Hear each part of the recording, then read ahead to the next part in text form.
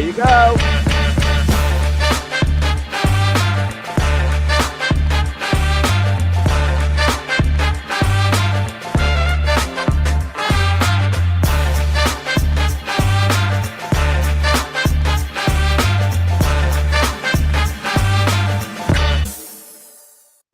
I like that last movement, of the last beat of your dance. Good morning, Timothy. Good morning, Maya. Good morning, everybody. And good morning, everybody watching us or listening to us in Clubhouse, LinkedIn, YouTube, Facebook.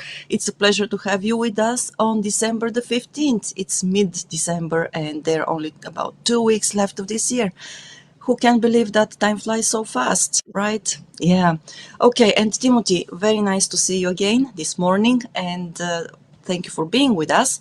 To everybody who has just joined us, or will watch the recording of this video. Well, this is the 201st episode of Japanese Politics One-on-One delivered to you, by Timothy Langley, the CEO of Langley Esquire, the consultancy firm in government relations and public policy here in Japan. So if you haven't met him yet, I encourage you to reach out and connect with him on LinkedIn, or just send him an email via his website. Okay, Timothy, I'm not going to keep anybody waiting. This is a refrain already. So let's start and dive into the events that happened during the week. Thank you very much, Maya, and good morning, everybody. Thank you so much for joining us every week. This is our 201st episode. We go every Sunday morning to talk about what's going on in Japanese politics. Today, I am reporting from beautiful Katsuyama. It is on the inside part of the Chiba Peninsula, about maybe an hour and a half drive from downtown Tokyo.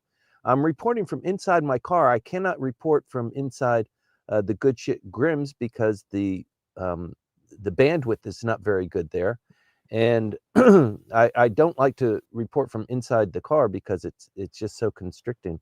But it is cold outside, as you can kind of tell. So forgive me for doing that. A lot has been going on this last week in Japanese politics. You know that the budget, the supplemental budget, passed. The yen today is standing. It closed out on Friday at 153.86. It's starting to get a little bit weaker. It's a barometer read for what's going on in the rest of the economy. We always report on the dollar-yen ratio to talk about how this is impacting the government, trade values, that sort of thing. So it's a pretty important barometer.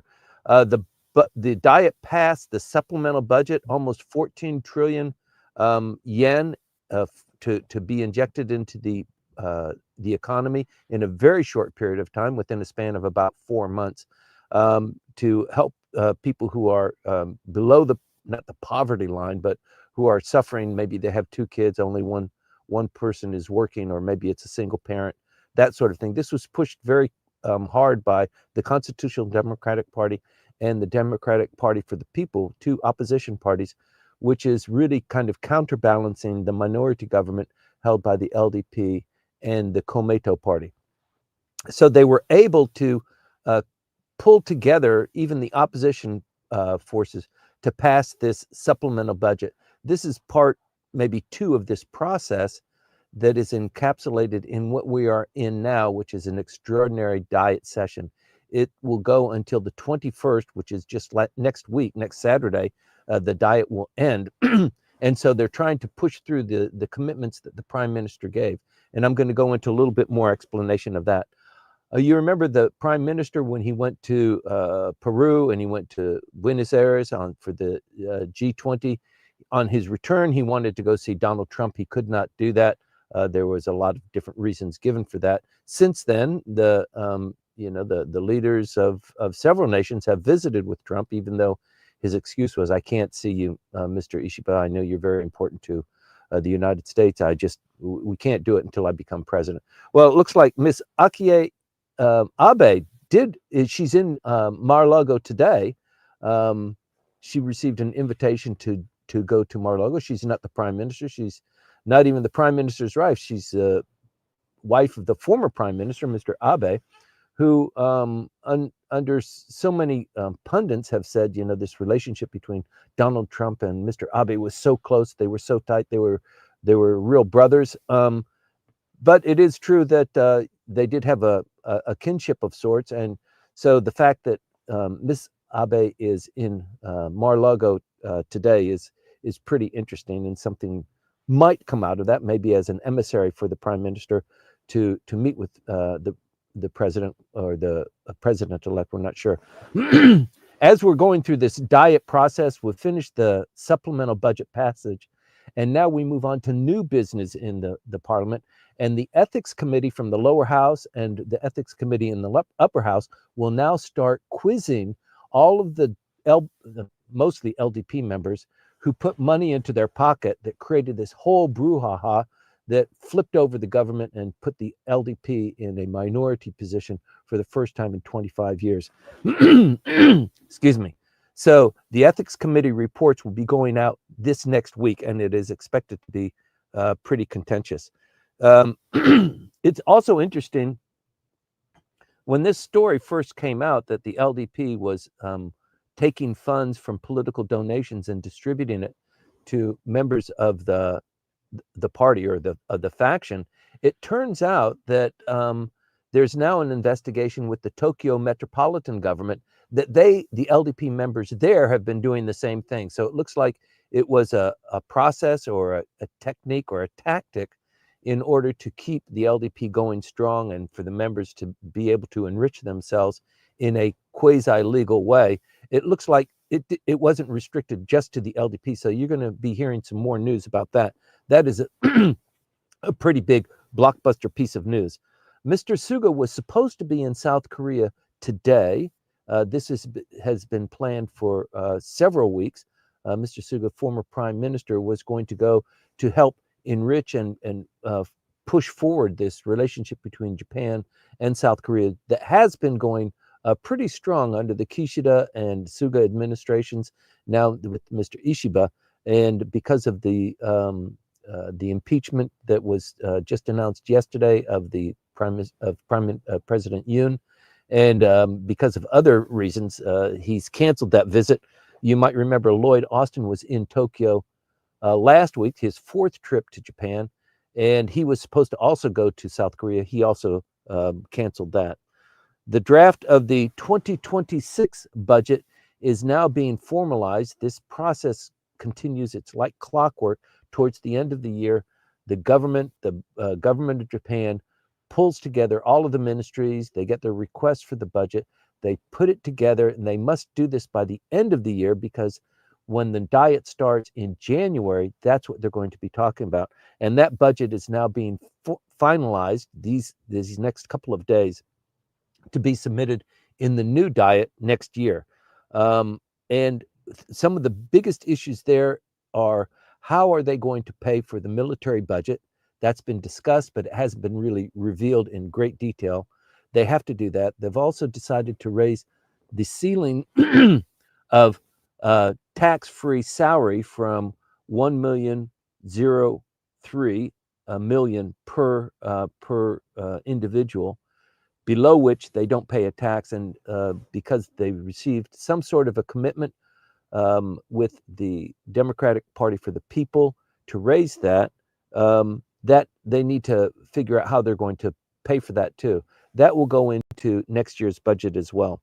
Anyway, there are a lot of other things going on. I don't want to take up too much time just hitting these. There's a lot going on politically too that I want to get into in a little bit more detail. But before I do, let me just turn it over to you, Maya, so that you can talk about our wonderful sponsor. Thank you very much, Timothy. Yes, I will be very brief about this, and I want to say a very, very heartfelt thank you to our first sponsor, Kanchu, that is Kanagawa Chuo Jutaku, and well, for short, it is Kanchu. You can find them at kanachu.com, and Kanchu offers bilingual services in the field of property management and investment property. If you want to work with them, please contact James Howell, or you can also contact Hana Howell. James is available at james@kanachu.com, and Hana is available available at hana@kanachu.com. So they will meet you, they will talk with you either in English or Japanese and see how they can help you with your project. So thank you very much for this, Timothy. And I know that we have a lot of details to discuss today, because even though we're getting close to the end of the year, there is a lot really happening, as you already let us know. So I'm giving you the screen, and Okay. yes, Thank you very let's much. do. Yes. Before we roll into the formal presentation, Maya, we did a briefing on Thursday of this last week on autonomous vehicles. That Yes. was a policy report. We do that from time to time. My company does that, Langley Esquire, talking about policies, different things that are really have implications for business and for trade and for investment and for where technology is. This briefing that we gave, Maya, was about what, 25 minutes long. It was one of the longer briefings that we've given, Yeah. but it's available on the Langley Esquire YouTube page. Where else is it available, Maya? Yes, it is available on the LinkedIn account of Langley Squire. Of course, if you cannot find those links, please let us know. We will send you the links, and you will be able to see the whole briefing. It is a 25-minute briefing. It is about autonomous vehicles and the latest changes in the legislation here in Japan. So this is an area that is going to grow from now on. Although some people find it controversial, we do not say what is good and what is bad about it. We just give you the opportunities and also the challenges that come from the changes in the legislation. Yes. So here on this show, in this Japanese Politics 101, we typically focus on what's going on in politics that's relevant and that's important for you on a weekly basis. But also there's policy that's being considered, and the Japanese government is moving at a really significant rate, but you just don't hear about it until it's right in front of your face. So these policy briefings are important for the people who are forward looking. They're involved in research and development, and also significant trade partners with Japan. So please take a look at that. I hope you enjoy it, and it teaches you something about where Japan is soon going to be with driverless vehicles. It's a big deal. Yes.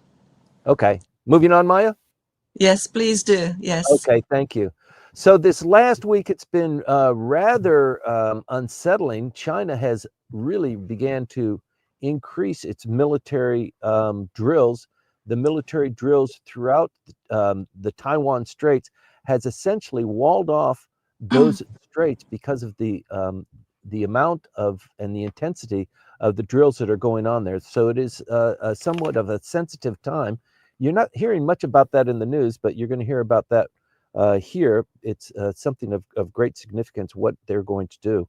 The other thing that's rather unsettling, too, is what's going on in South Korea. So South Korea is an important linchpin with the Japan-U.S. relationship, the three parties.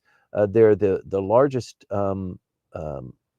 allies in this region, and the fact that things are not going so well for Mr. Yoon, who was very popular with the Biden administration. There was some great progress that was being made in mending this fence between Japan and South Korea, and now with this, there was a failed impeachment attempt last week, and then it was reinitiated, and it succeeded yesterday. He is impeached. Last week, they also announced that he will be restricted from traveling outside of the country. So, I mean, he was in a delicate position from the beginning. He won by a very, very small margin.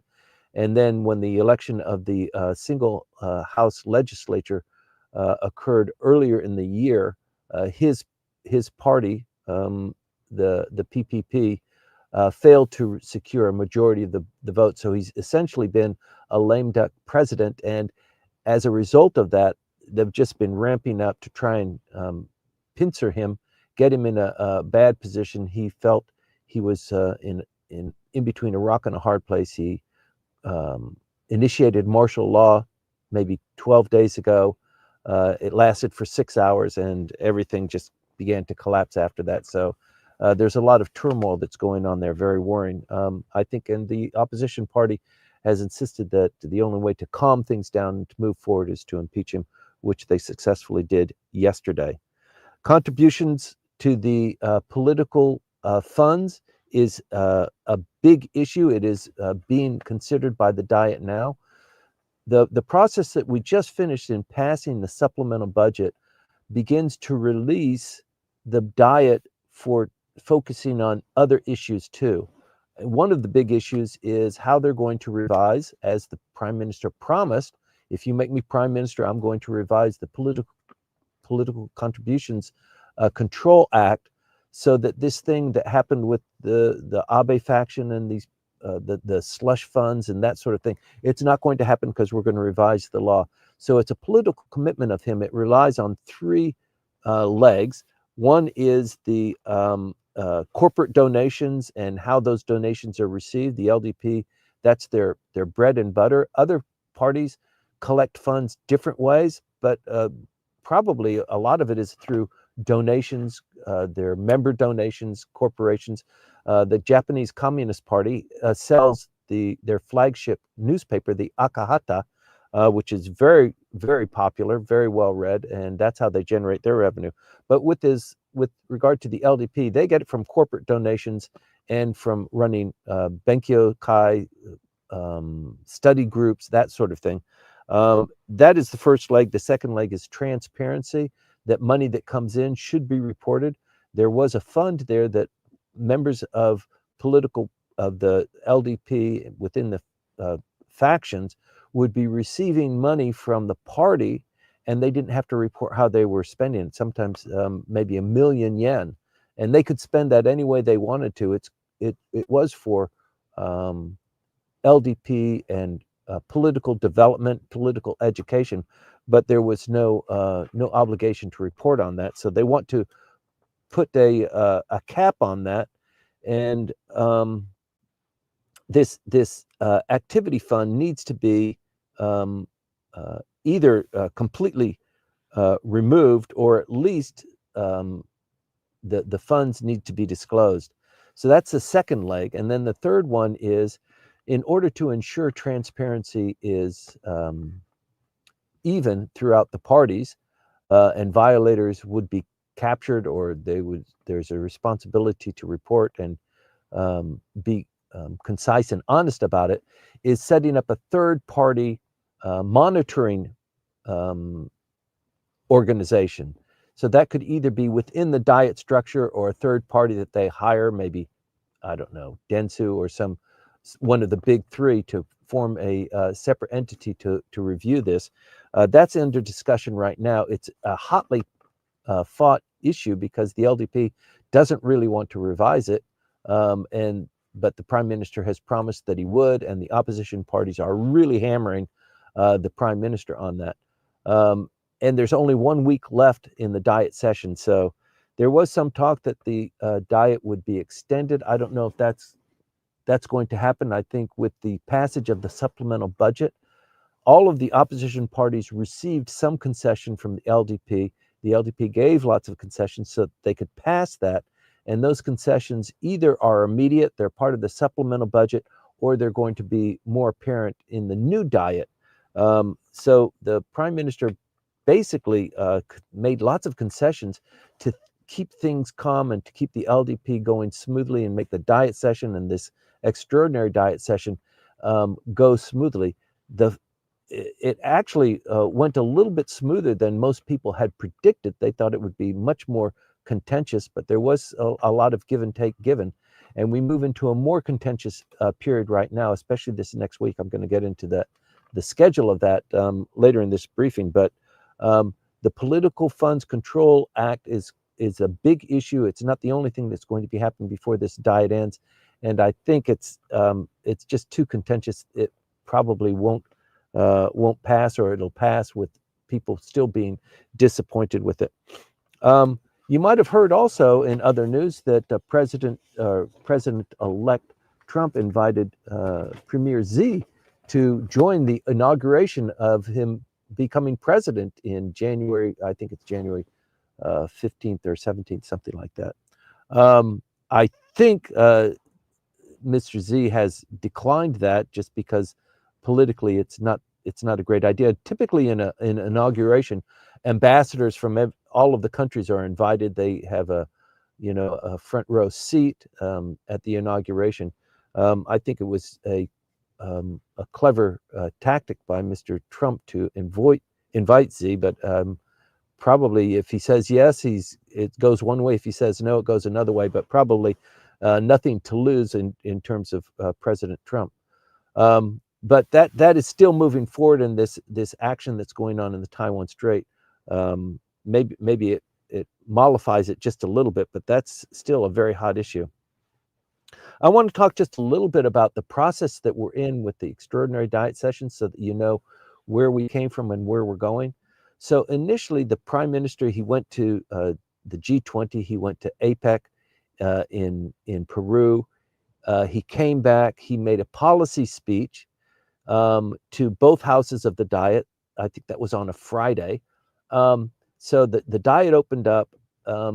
Everybody who received their Diet badges was in attendance, the new Diet members. He made a policy speech, no questions. It's just like the State of the Union. And then the following week, which was 2 weeks ago, he has an opportunity for the opposition parties to come up to the podium and to make a statement too. So he would make a statement, they would come in and make a statement about what he had said, and there was no real question and answer going on. That goes for about 2 days, and then the tail end of that, they go into the question and answer that the opposition party has, where there is a little bit of give and take, and that's with the upper house and the lower house. The week after that, which is this last week, finally they go into the budget hearings because they're going to pass a supplemental budget. And now it's really time for rock and roll. The prime minister is in attendance with his cabinet. If questions are being posed to some of these cabinet members, then they will be in attendance too. It's the largest meeting room in the Diet, besides the plenary session room, which is the largest room there, with all of the members of the lower house having chairs there. But this Diet, the budget committee meeting, is the largest committee meeting room. And here it's depending on who's the questioner, the prime minister or whoever the question is being directed at, they do have an opportunity to stand up and answer the question, and then there's a follow-up. So previous to this week, there's no opportunity to follow up and to challenge and to kind of follow a train of thought or to question how the question was answered by, for example, the prime minister. But that's what happened this week. It happens in the upper house. The lower house members also participate. And in this process, the supplemental budget is also being considered. So there's a supplemental budget that is being offered, and they have to vote on it. And in the budget committee, this is where basically the decisions on how certain things are included in the budget or taken out of the budget are decided, and it's basically by politics. So the prime minister was really getting hammered, not only by members of the opposition party that you might expect, but also by some of the members of the LDP on what his policies are going to be doing and how he's intending to go forward.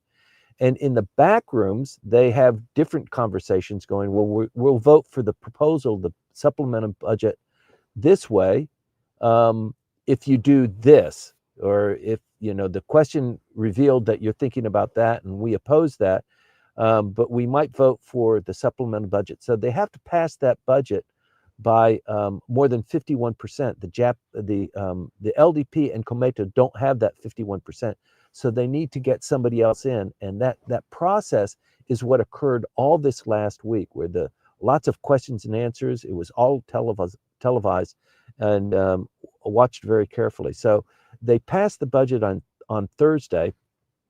And so now we move into the next issue, which is going to happen this next week. So the supplemental budget, one of the key motions for the extraordinary session was set up because of setting up a supplemental budget. There are other issues that are tagged onto that. One of those is a controversial public campaign finance disclosures and the things that we were talking about just earlier. So the one of the things that is going to happen this next week, there are a couple of things with various committees, but one of them is the lower house ethics committee is now going to start their discussions, and it is mirrored by the upper house ethics committee too. So they're separate committees. And in the lower house, the prime minister has said to cleanse the LDP, the members who put money into their pocket from the violations of the campaign and the slush funds, and which started all of this. Although we know who they are and how much they've had, not everybody has had an opportunity to be questioned. So to show our honesty and to show our determination to clean this, these members, the people who signed up for this participation in this slush fund, now will be questioned in the lower house. And so there are 15 members who receive this. They will be questioned on the 17th, the 18th, and the 19th. So there'll be different days. And the prime minister has said, you know, if you're not going to participate in this question and answer period, then the LDP will have to exercise some retributions. The way that they've worked out the negotiations is the members show up, they are self-proclaimed, they're not under oath, and it is not televised. So this coming up week, you're going to hear a lot about the slush funds, how it was used, and how it was managed. And it'll be through third parties, so it won't be the basic testimony. Similarly, in the upper house, there are 23 members of the upper house who also participated. The upper house is a little bit more important this time because the next elections that are coming to us are going to be upper house elections, and probably a little bit more than 50% of the people who of this 23 number, they're up for a re-election. So in the upper house, there's an election for 50% of the house every 3 years. So every 3 years, 50% go up for a re-election. The other 50% are still in their 6-year term. So it's a staggered amount. So the upper house hearings will occur all of this week. That's a lot of people, 23 members. And the LDP has been very firm on this. If you're called to testify and you don't, the LDP will not support you in the election that's coming up this summer. So you can anticipate an awful lot that's going on with that.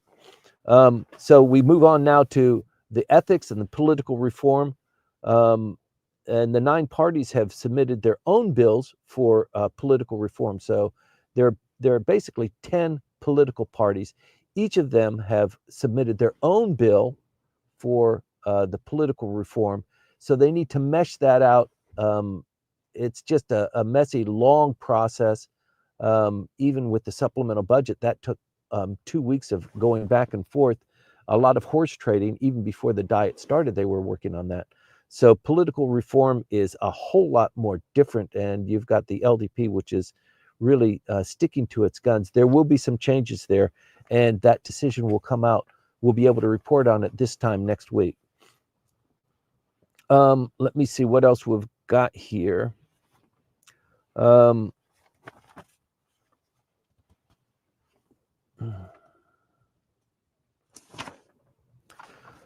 There was a opinion poll that was announced that was carried on last week. This was done by GG Press. GG Press, when they do their opinion polls, it's a little bit on the harsh side with regard to the government, the LDP. But they said that the prime minister's rating is down. It's about 26.8%. A fall of about 1.9 points, almost 2 points since the last poll was taken. Every month, Gigi will do this press. Their disapproval of Mr. Ishiba personally is down 3 points. I'm sorry, is up 3 points to 41.8%. So that means 41.8% are disapproving of Mr. Ishiba and his policies, his performance, that sort of thing. So by party, this is pretty amazing. When they question people, they say, which party do you support? The numbers are pretty revealing, because they tell you that the Japanese public is rather fickle. It really doesn't put a whole lot of weight on the political parties. They want to be shown, they want to be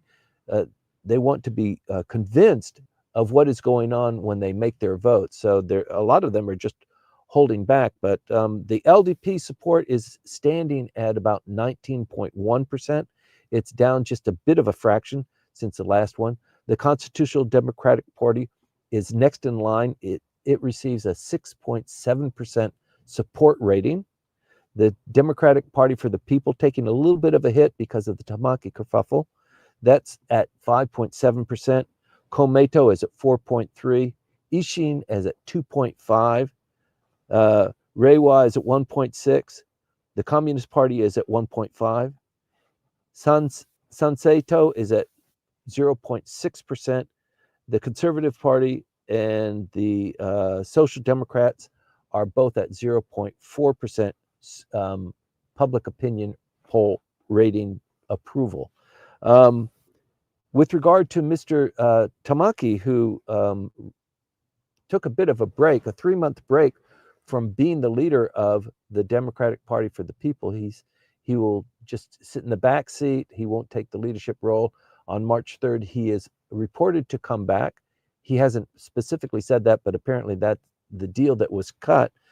When the opinion poll came out, 36.3% of the people polled said he should resign, whereas 38.4% said, "Nah, he's okay. He should stay. This sexual kerfuffle that he was in is not that big a deal. After his penance of 3 months, he should come back and continue to lead his party." There's much more going on. I think it'll be revealed in our Q&A period, Maya, but I wanted to zoom through this very quickly so that we could get to the Q&A. That's where most of the heat and light is always produced in our briefing. So with that, let me close up my particular comments and move on to the Q&A portion. Thank you. Thank you, Timothy. Well, that was really a very informative briefing. Once again, thank you for putting all these points together. And yes, I would like to start with the first comment, but before that, let me say once again thank you to our sponsor, Houze Inc. And Houze Inc. once again offers bilingual services, and they work in the field of custom home design, construction, and renovations. They also do commercial building construction. So if you have any projects in mind about in these fields, please contact Hana Howell. She will be there. You can contact her also at hana@kanachu.com, or connect with her on LinkedIn and reach out to her there. So a huge thank you to Houze Inc. as well. And let's continue with the questions. Well, as always, and I'm very grateful for that, we have the first question from Byron. Byron, thank you very much. Here we go. Yes, here we go. And if you can ever join us live or probably in Clubhouse and talk with us, please do not hesitate to do that. We would love to talk with you directly as well. So, Timothy, are you ready for the question? It's a little bit long, yes, but it's a great question actually. So we go here. Both the Biden administration and the incoming Trump administration appear to have given thumbs down already for Nippon Steel's attempt to acquire U.S. Steel. What were the errors made in that approach by Nippon Steel, and what might have been done better? If you do not want to comment on the efforts of other consultants at this time, please convert the conversation into a generic one on mergers and acquisitions between Japanese and American companies. Okay, that's really a very rich, deep question. Let me see if I can go at it a little bit differently. Lobbying in the United States is performed mostly by law firms. And in Japan, no law firm does lobbying. They might say that they do it or they pretend to do it, but law firms usually do straight legal work here. They don't do kind of a dual process there. A lot of law firms in the United States provide a wide range of services. PR consulting, that sort of thing. And they're usually packed with a lot of really bright people, but that's the way law firms are formed there. So I don't know who they hired as their consultant. And some of the consulting firms are, for example, somebody that was in the administration.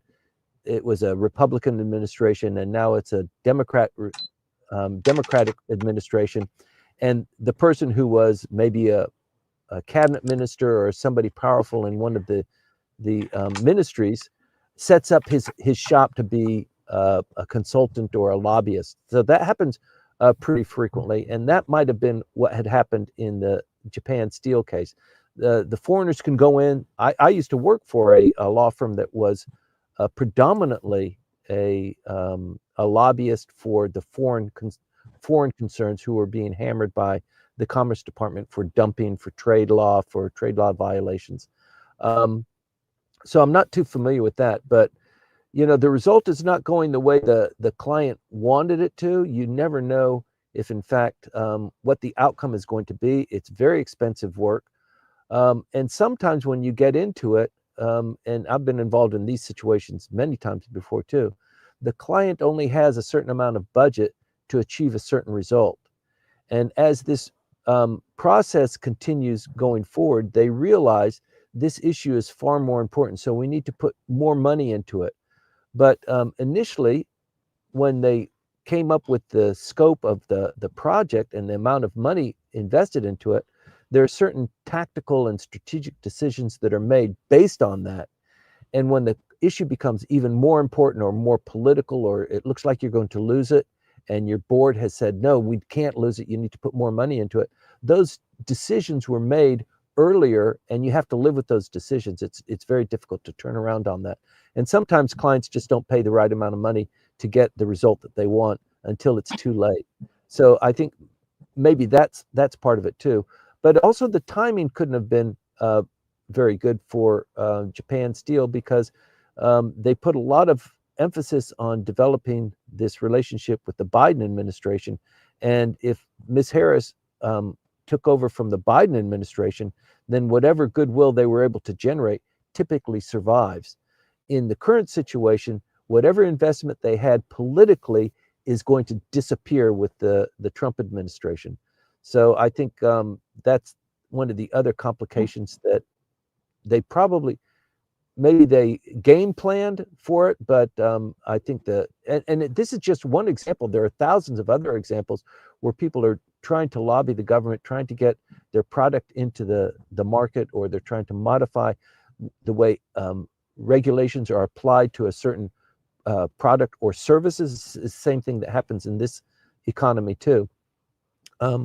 The amount of goodwill and the amount of research and just being familiar with the people who are guiding that policy on the government side, when there's a change in government, it really is very disruptive. So, and both Mr. Biden and Mr. Trump have said they're not going to let a critical industry like U.S. Steel be sold to a foreign interest. Both of them said that, and particularly in Trump's case, make America great again, focus on America, focus on American workers. And it's just antithetical to have a foreign company buy such a critical infrastructure, if that's your philosophical bend. So it's not so surprising. But they wanted to close this deal by the end of this year. It doesn't look like that's going to happen. The year, like you said, we've got 2 weeks left, and with that much kind of negative press with regard to the sale out there, it doesn't look like it would happen. And even if it did happen with some sort of a tactic or a technique with the Biden administration, if Mr. Trump doesn't agree with it, he can stymie it and just make it, even though it might have been a successful closure, just to damage it so that it can't work, because he wasn't fully apprised of it or advised of it. Right. Well, while I understand the arguments you just laid out, Timothy, I still think that the best foreign, let's say, foreign investors are still the Japanese when it comes to large industries. And this is a very different angle, actually. It comes from the understanding of how the Japanese actually go about business and how they set predominantly long-term goals, Mhm. right? And they are usually they tend to be quite considerate of the local markets. Not quite, they are very considerate of the local market. So to me, it is still surprising that the deal is not going to go through. You know, if U.S. Steel needs help, financial helps and support and so on, and if the government of the United States is not ready to provide that, maybe the second best option is really Japan, Nippon Steel. But yeah, there are so many things to be considered here, and Well, it's difficult. Yeah, the government shouldn't be that involved, but the fact is that it's a critical industry. It's indeed, you know, yes. but if the government wasn't that involved, it's usually what the price is for the shares and the negotiation with the union, and is everybody predominantly in agreement that these new owners are going to come in and it's going to benefit everybody. And I think that there's a lot of um, controversy there. So there are two parties that are fighting it: the people and the unions and the Hmm. industries that don't want the whatever the company to be sold to a foreign interest, no matter what the arguments are, and then those that are for it. So in the latest news, um, Nippon Steel, Japan Steel came in and offered the workers $5,000 if they vote for the approval of this transaction. So Wow. it's it's not like bribery. It feels or it smells like That bribery, but feels it's like bribery. yes, Mm. it's the union is opposing it. The union doesn't want. Well, I think some in the union, different unions for different um, components of the business, but there are some people that say yes, having more technology, having higher pay, they're going to do different things for us than U.S. Steel is doing for us. So let's let those guys have a chance.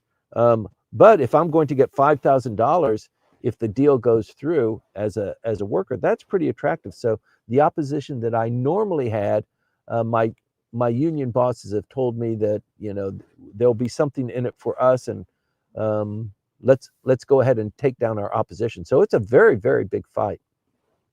Right.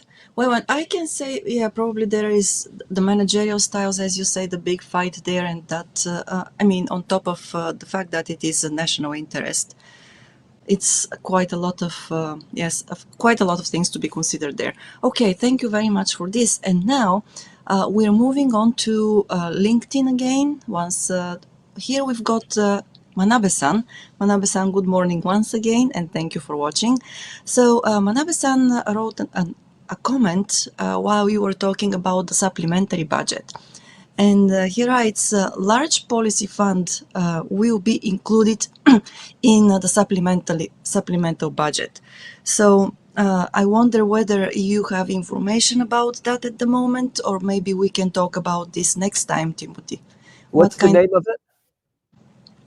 no, it's just a general comment about policies, you know, large policy fund. We don't, so that's my question actually to you.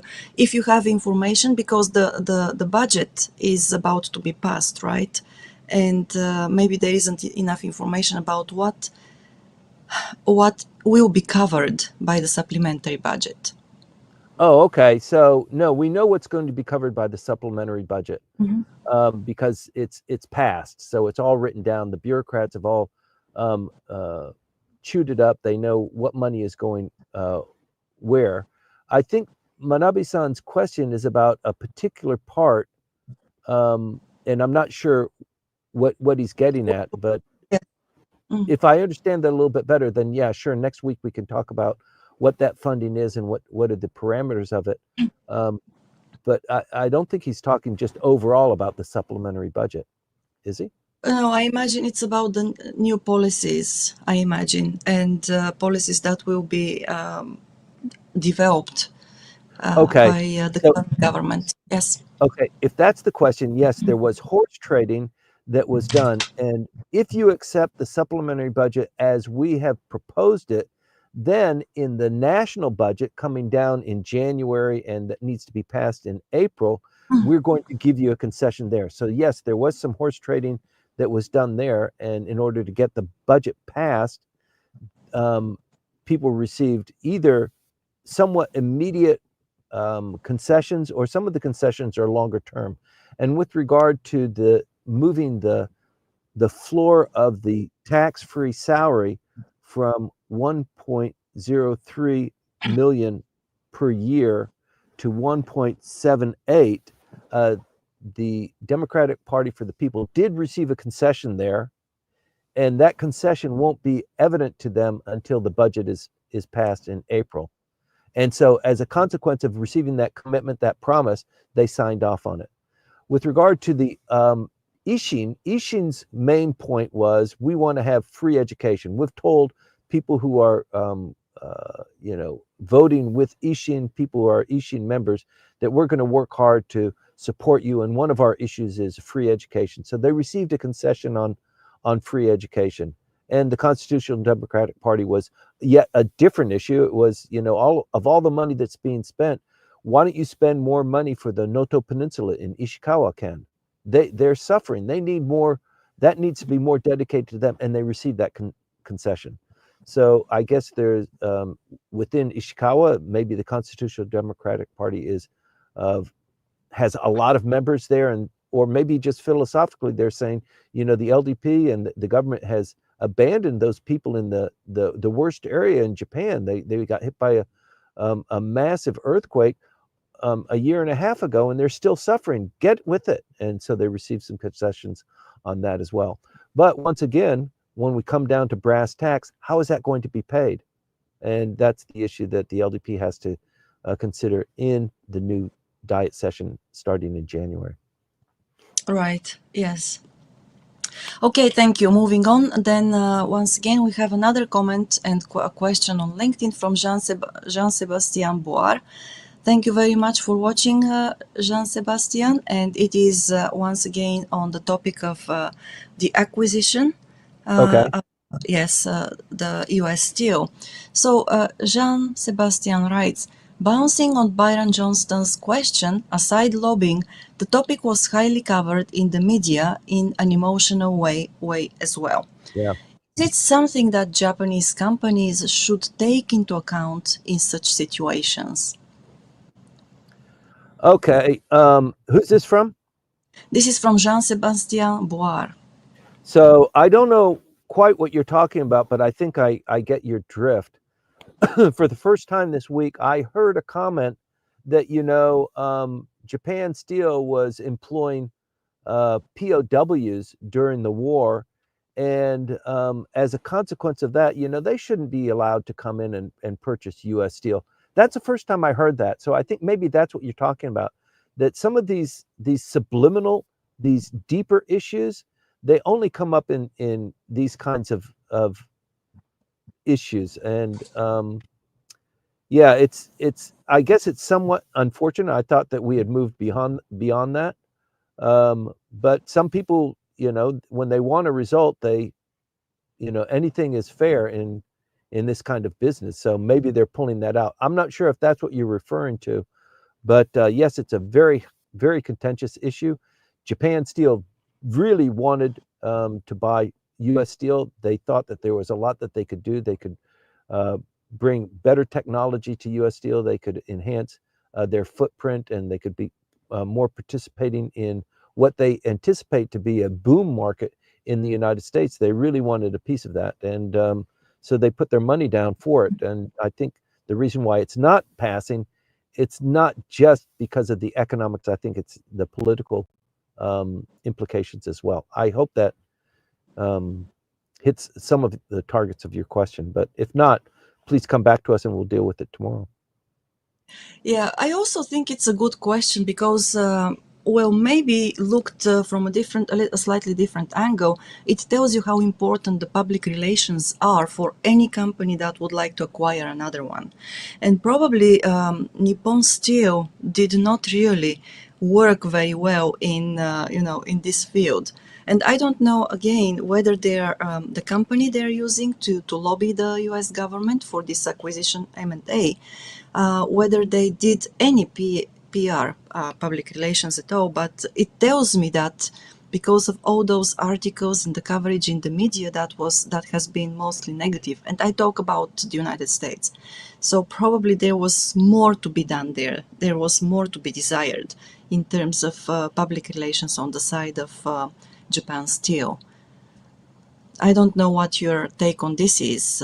Well, Again, the more I think about it, the more I think that probably this project has been going on for years, and the company that they hired probably has a U.S. ambassador on its board, a U.S. ambassador to Japan, okay. right? And I'm not talking about the immediately past uh, uh, ambassador who is now a U.S. senator. I don't think he's in that business, but a previous ambassador that they've utilized to kind of leverage that. And these guys, when they finish public service, they're in for making money, and they're going to take all of the components of that. And you've got to imagine they're really clever, they're smart, they get paid to forward think these things. So I can't imagine that they didn't consider a marketing and a PR component as one of the large components there.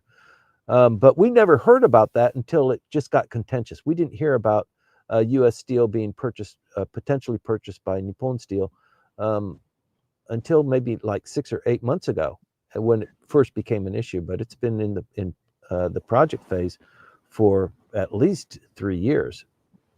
Right, and we have a comment from Manabe-san here about this. The US has an effective ecosystem that doesn't exist in Japan. Yeah, The that's true. system, yes, the Yeah. system consists of law firms, lobbying, research institutes, etc. The government and bureaucrats just aren't good at taking advantage of them. Yeah. And right, probably there is a big chunk of that as well. So thank you very much for the input, Manabe-san.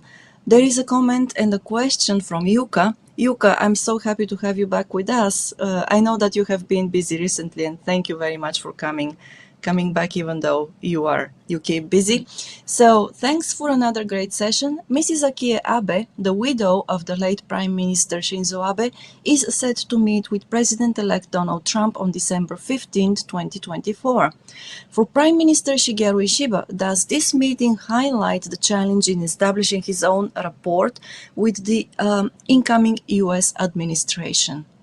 What do you think, Timothy? You could write a book about this. So Right. Yeah. one of the things that the Ishiba administration did was send an emissary to Washington, D.C. to begin to line this up, to see, can Mr. Ishiba meet with the president-elect? And we didn't know he was going to be the president-elect until the election was finished.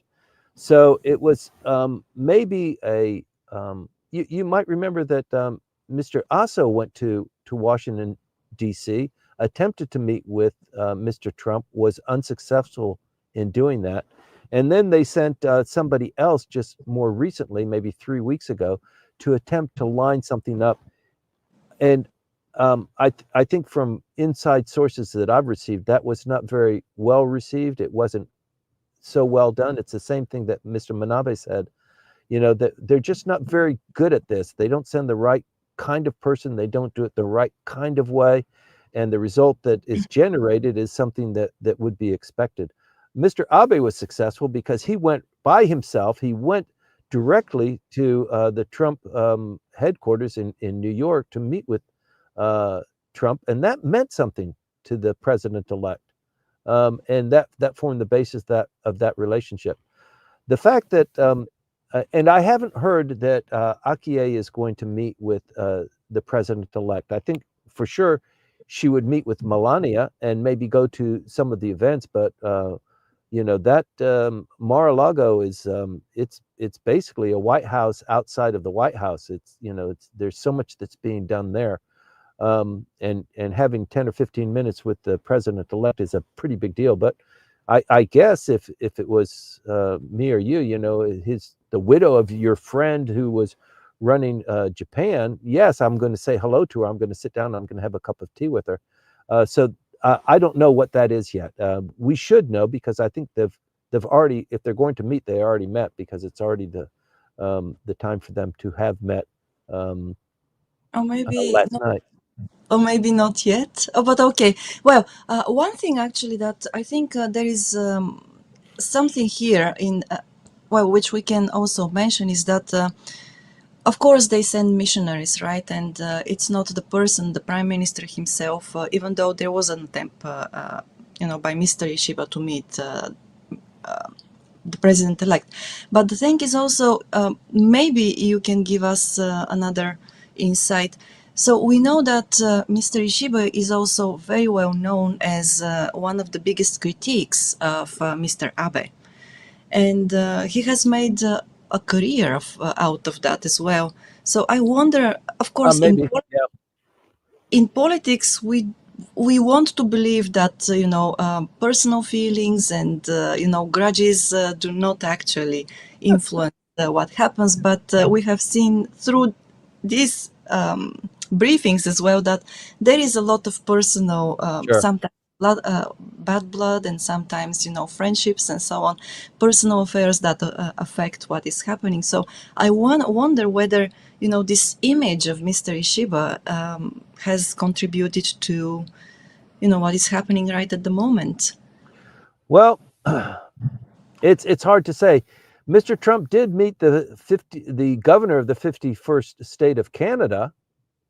You'll remember. Hmm. So he did meet with Justin Trudeau, but he didn't meet with Mr. Ishiba, and that Yeah. is that is somewhat concerning if you're in the Ishiba administration. Why this would happen, or how we could have turned it. But I think Mr. Trump is surrounded by a large cadre of very smart, very intelligent people who are integrated into a lot of different parts, integrated into Japan as well. And they just made a decision. He's the leader of a minority government. He probably has maybe 6 more months before he's out, or 5 more months. Look at my watch. And so they're reading that, and they're saying, there are other things to do, and he's not. It's not a long-term relationship, so we can pass on that, and maybe form a better relationship with the individual that we have identified as the next best replacement for this guy. That's the Hmm. relationship that we want to focus on. Right. Okay. Well, thank you for this. And it looks like we have gone through all the questions. There is one comment now that came now from Hiroko-san, and it is about the Hyogo, the earthquake, that people there are still struggling.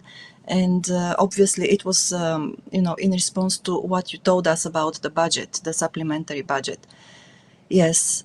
And okay, and then we've got one more comment from Hiroaki on YouTube that came in, but I think it's unfinished. So Hiroaki-san writes, media reported that Trump team is planning Mr. George Glass, former ambassador to Portugal, for the next U.S. ambassador to Japan. So what is your comment on this? Who is it? This Glass? Did he? Mr. George Glass, who is Yes. former ambassador to Portugal. So they're planning to send Mr. George Glass to Maybe. Japan. Hmm. Maybe he was also considered before they sent Bill Haggerty. He Right. also was a consideration.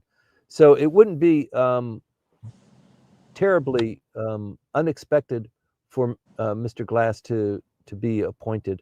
I just hope that they send a really great ambassador. We need a great ambassador.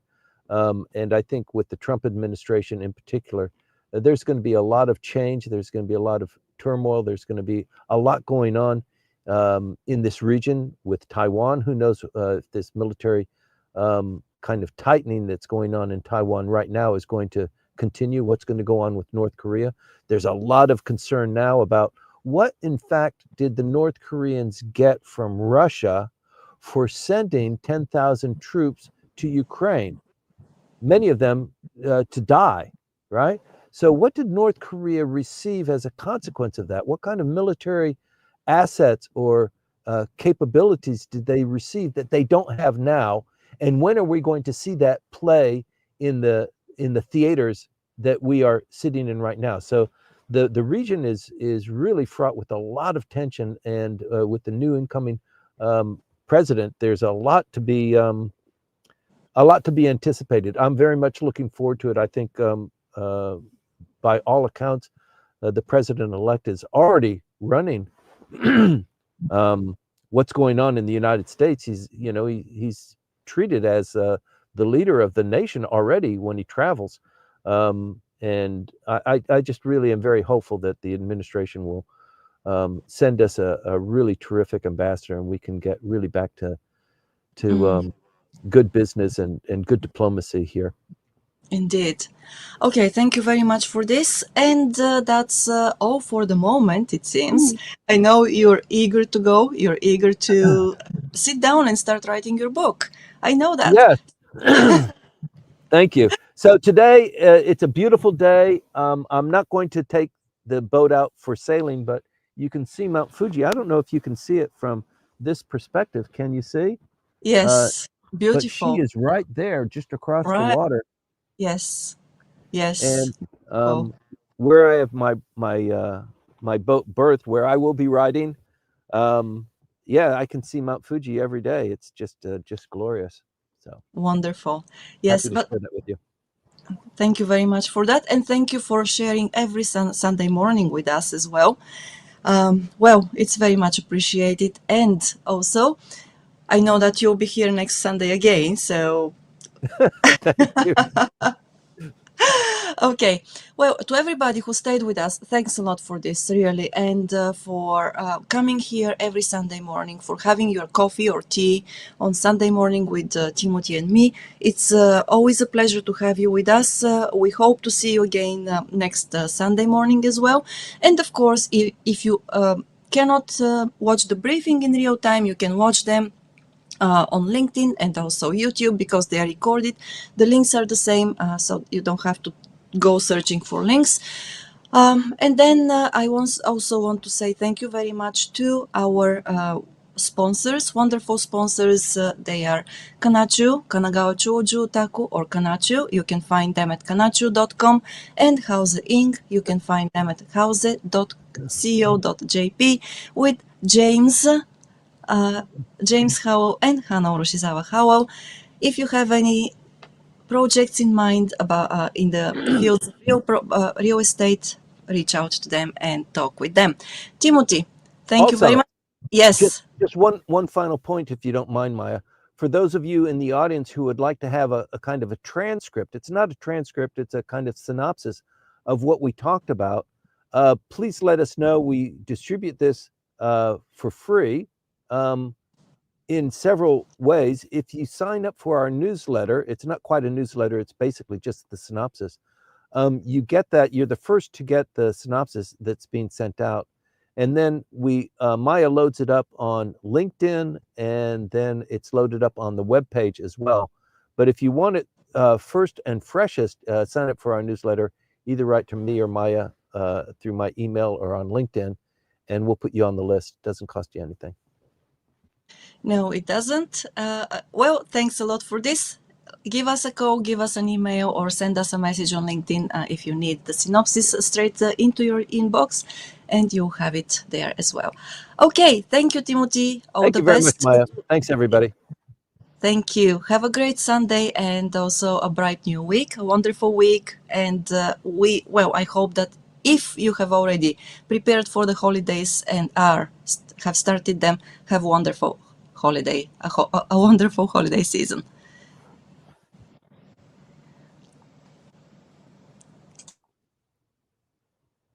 Woohoo!